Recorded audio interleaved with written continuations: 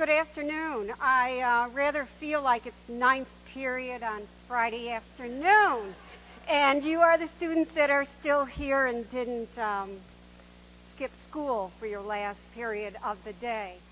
Yes, I'm here to talk to you about education in the digital age. However, I have no digital device to use, and you will see why in a few moments. When I started teaching, and this seems to be a theme of the day, yes, for 35 years I taught. I started when I was 11 years old. When I started teaching, my equipment, if you will, was a blackboard, okay? I would write my agenda for the day on the blackboard. My lessons were on the blackboard. And raise your hand if this sounds familiar. All my handouts were on a ditto machine. Anybody recognize that? Then you were the ones that sat in the front row, and when the teacher handed them out, you go, yeah, I know who you were. Okay, so that's how I started my career. Now, I saw more changes in technology in the last 10 years of my career than in the first 25. Because the first 25 was the blackboard, it was the ditto machine, and then we got a copier and an overhead projector, okay? But in the last 10 years, I was using my finger on an electronic whiteboard. And my handouts were now on my web page. And if these sound familiar, you may raise your hand. Voice, do you know what voice is? Virtual opportunities inside school environments. Google it. Find out what, not voice, voice. Do you know what an earth walk is? Raise your hand if you know what an earth walk is. You see, earth walk, a big cabinet, 30 laptop computers inside of it. Audacity, do you know what Audacity is? Recording device. Do you know what VoiceThread is? Recording in PowerPoint, online device. Do you know iPads? We all know what iPads are, right? So now, guess what? What you used to do for homework is now done in class. Why? Because what you used to have to sit through and what did I hear? Read the New York Times while your teacher was lecturing, or fall asleep while your teacher was lecturing? No, you don't have to do that now, because now we have flipped lessons, which means that lecture is now recorded on an iPad. So you go home and you listen to the lecture so that when you come back to school, you may do your homework in class. Yes, all of these are changes in education in the digital age. But there are some things they have not changed. And that one thing that has not changed are those personal, offline connections. It doesn't matter. All the online connections we make with our students as educators, some of the most important ones remain to be those offline connections. Humans have an innate desire to connect with one another. That's human nature. We've heard it all day long. And one of the ways we connect with people is through stories. And we've heard stories all day long. So I have a few stories to share with you. And one of them on offline connections. Okay, it's ninth period.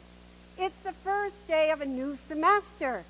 And of course, I'm standing at my classroom door. I was a Spanish teacher, by the way, so I'm greeting my students. Oh, buenas tardes, bienvenidos. You know, good afternoon, welcome. Okay, one by one they're coming in, and suddenly Tito shows up. Yep, heard all about you. I know about you, Senora, and I'm here to tell you I don't do homework. Don't do it. Haven't done it. I'm a junior now, haven't done it for any teacher so far, and don't think I'm going to do it for you. I said, hola, ¿cómo estás? Well, how are you, Tito? I told you, didn't you hear me? I don't do homework. I said, I heard you, Tito. I heard you. I was just wondering what you do.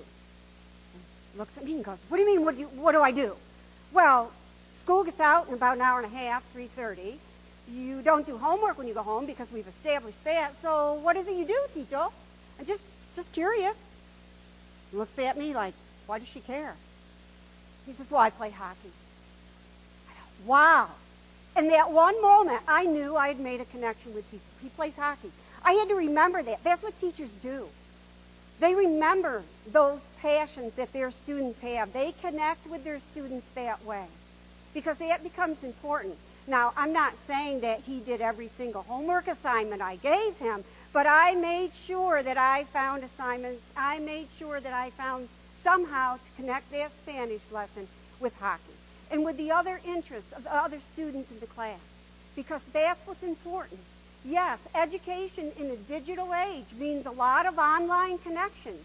And I can connect my students via Skype. I can connect my students with Moodle and Mocha Cafe and all these other connections.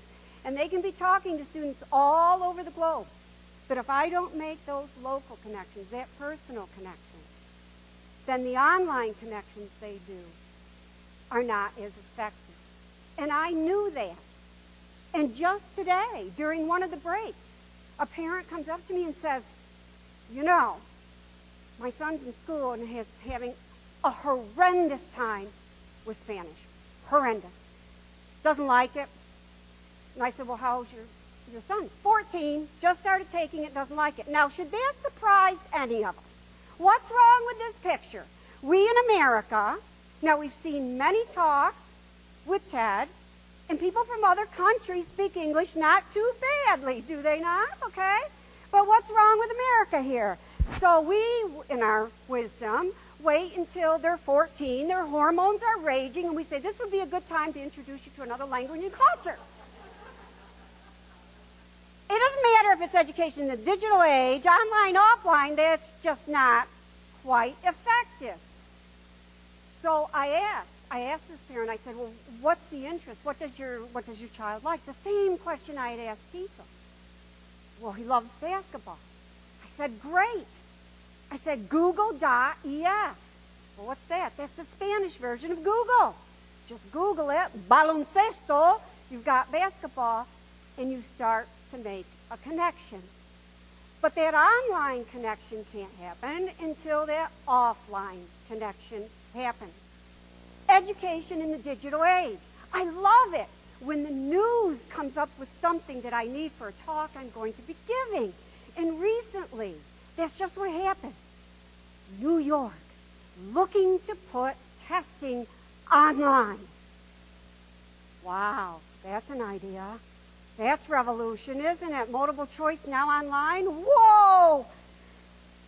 No, that's not what they had in mind when they're talking about transforming education in the digital age. Not really. Another example, I go in to get work done on my cell phone. The young lady working behind the counter said, I know you, senora. Of course, I had to go back a few years. She was a 1995 graduate.